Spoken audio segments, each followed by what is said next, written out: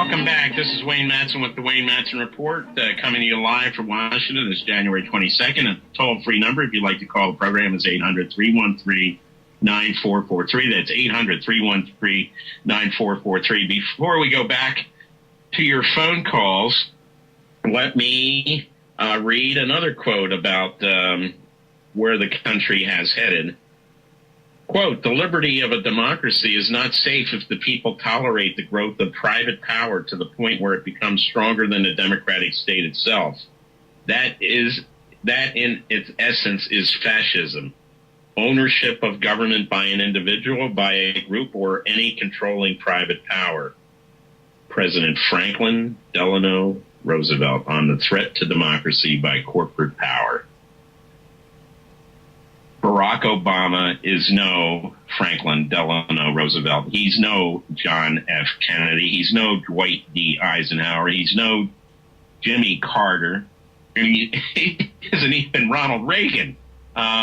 This guy, Obama, is a total fraud. He is a stuffed suit. He's Langley's lawn jockey in the White House. He was installed by the Central Intelligence Agency. He is a product. His whole family was run by the Central Intelligence Agency. He himself is a half MK Ultra, half a recruit. This guy stands for nothing as far as what is important for the United States. And I do not believe his poll numbers are coming back. That is a lie being perpetuated by the corporate media that's owned by the likes of Rupert Murdoch and George Soros. There is no bounce in Obama's polls because the job numbers are not improving. They are getting worse. It's another lie. Here's a simple rule. If there's a government spokesman from the Labor Department, EPA, FCC, I don't care. You name the agency. If there is a government spokesperson talking, you know that that person is lying if their lips are moving. Period. That's that simple. That's a rule of thumb. Just remember that. If a government spokesman's lips are moving, he or she is lying. That's very simple to understand, isn't it? Okay. Well, before we go to the calls, every fascist regime has its court jesters, it has its court clowns, it's got its ridiculous spokespeople, and certainly we have them in this country. They're employed by the corporate media.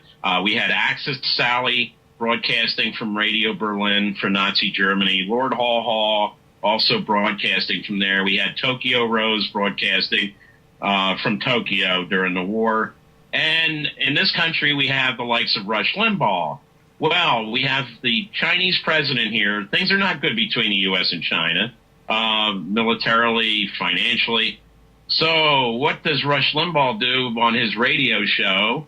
But he decides he's going to tell his listeners what President Hu Jintao is saying to President Obama at the White House during their joint news conference. If we can play this clip of Rush Limbaugh.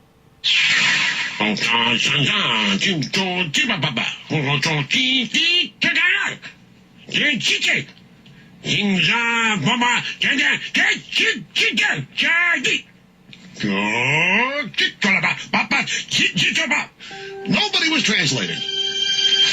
But Limbaugh needs to be thrown off the air. That's absolutely ridiculous. And everyone has actually what the Chinese ought to do is find out who his sponsors are and make sure they never do any business inside China, that they're blacklisted. That is absolutely atrocious. Remember Judge Ito did that on Howard Stern's show? No, it's not Judge Ito. It was Alphonse D'Amato, senator from New York, imitating Judge Ito, the judge in the OJ trial. It was unacceptable then. It's unacceptable now.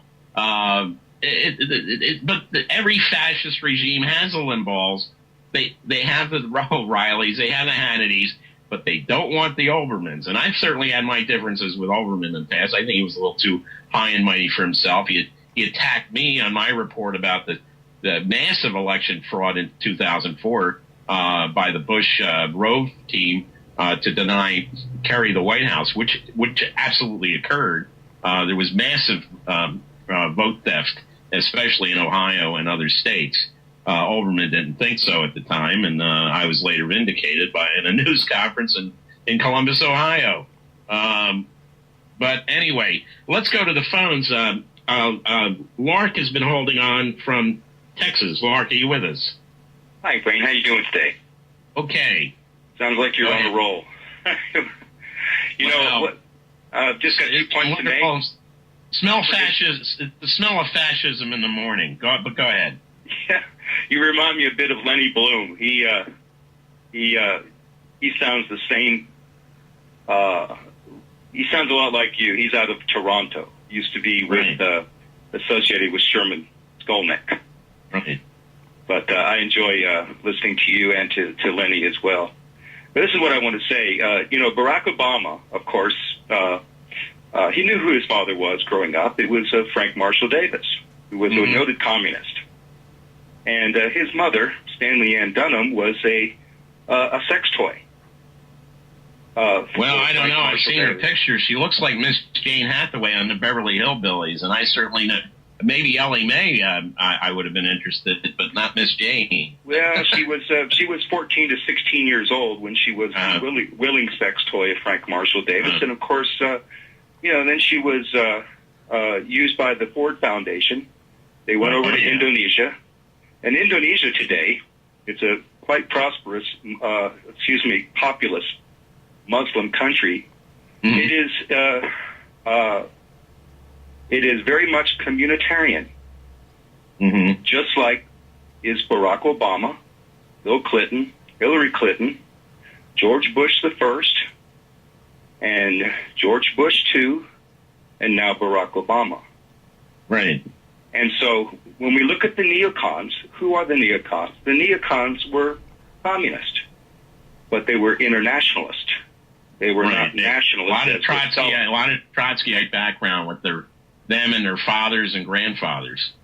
Yeah, every president, really, since at least Lincoln, has been, in my view, a stuffed shirt. I can't imagine anybody admiring presidents like Dwight David Eisenhower or FDR or LBJ or Abraham Lincoln or Theodore Roosevelt. I mean, these people, let's face it, they were mass murderers. Well, certainly they all have a lot of blood on their hands. I think in some cases, though, they recognized the real problem. Kennedy saying he was going to tear up the CIA into 1,000 pieces. Eisenhower's warning of not only about the military-industrial complex, but how much the money we were spending on the Cold War could be used to build schools, for example. And FDR going after the corporate moguls of his time. But yeah, I mean, there are people like Woodrow Wilson certainly was the original neocon. He actually threatened to put his predecessor, Theodore Roosevelt, in prison because Roosevelt was opposed to the war, World War I, which was a total contrivance. Yeah, Woodrow Wilson was, of course, a mass murderer, too. In his memoirs, he actually admitted that he'd sold his country down the river. Oh, absolutely, and he's the hero, and he's buried up at the National Cathedral here in Washington, which is the center place for now the Madeleine Albrights and the Susan Rices and all these globalists that you mentioned. But thanks for calling in, Lark, from Texas. We've got a lot of people waiting on the line here. Mark is on the line from Texas. Mark, are you with us? Straight from Lark to Mark. That's right. There we go. Wayne, with all due respect, the governments are controlling corporations, not the other way around. And the reason I say that is very simple. Since the 80s, governments, whether cities, little municipalities, state level, and I will even suggest the federal level, have been accumulating stock shares through taxation. It's the off-budget balance sheet fiasco. They have controlling interest in these corporations now, and they're lowering the hammer. Wayne, I think there's not much of a difference between them. I think when you talk about fascism, There's no difference between government and corporations. They're the same people. Look at the Goldman Sachs, how they went into the Treasury Department and how the revolving doors operate. Pentagon into defense contractors, Treasury, the Fed, to Goldman Sachs, back again. This is one entity. You can't separate them. No, they're dancing together. It's a duet. Yeah, that's right. But for all these years with OSHA, EPA, whatever, they've been slowly but surely getting their nose underneath the edge of the tent, and through stock controlling proxies, they've taken it over. Why? Have you seen that Corporation Nation yet? Oh, yes, absolutely. If Clint didn't do his homework, I want to know who has.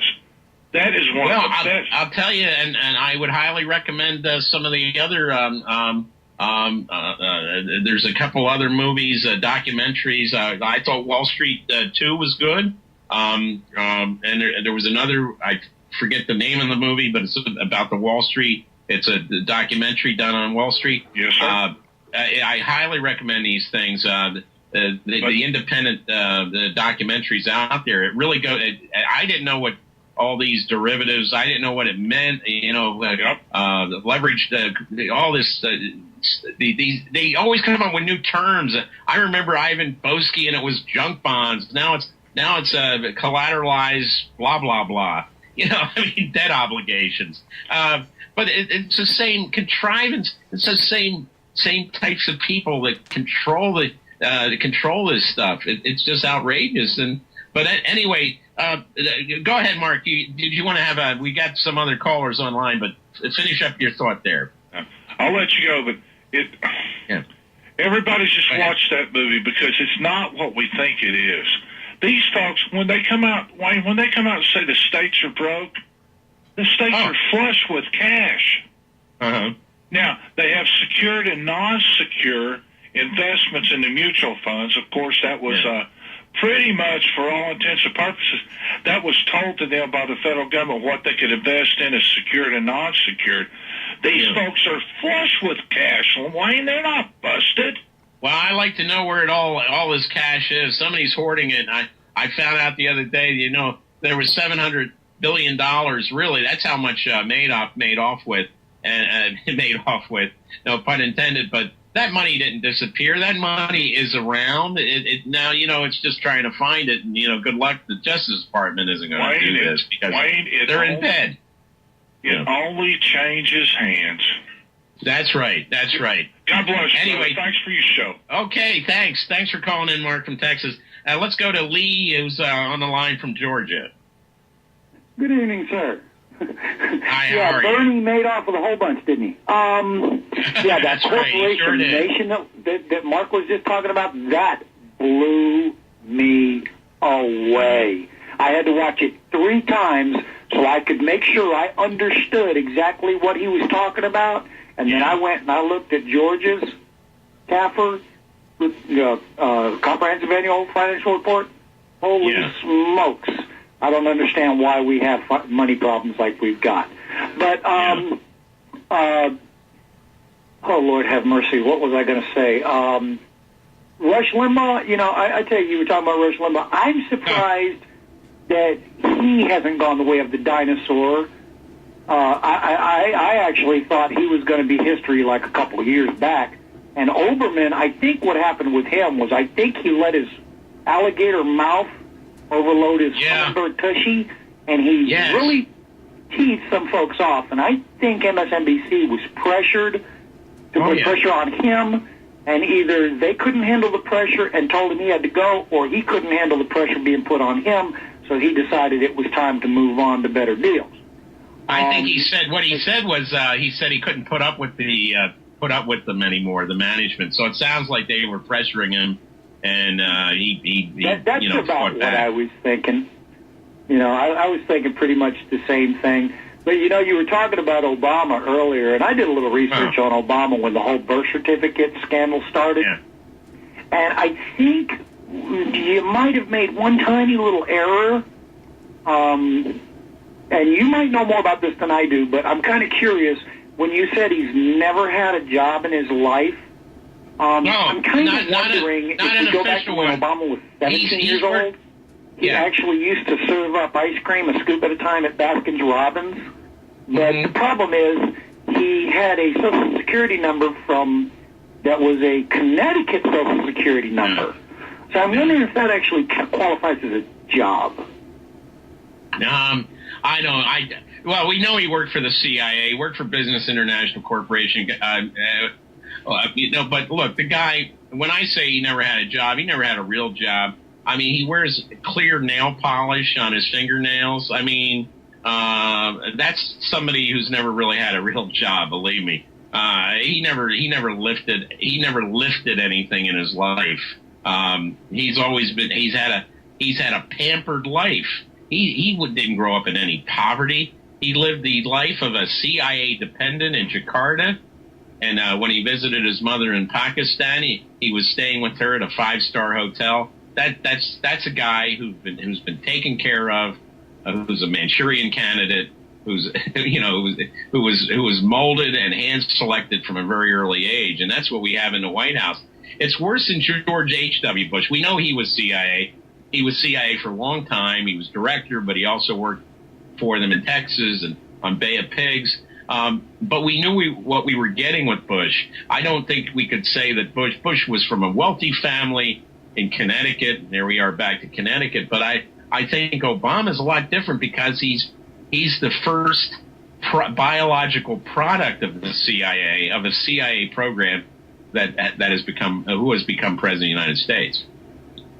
Yeah, I think I would agree with that. But, I don't really think the CIA qualifies as a job. I think that's more of a snitch, narc, tattletale that gets an allowance every month.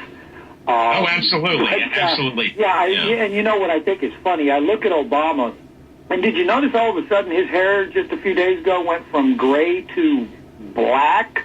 And I'm kind of wondering because Obama and I are the same age, and I'd love to have him just for a week down here on the farm with me working with the horses and all. He wouldn't know which end of the horse to feed. I'm just wondering how long it would take for him to develop talent. The thing with the hair, he's trying to be like Ronald Reagan. He's using that Grecian formula like Reagan did. But thanks for calling in from Georgia, Lee. This is Wayne Madsen. We will be right back after this break.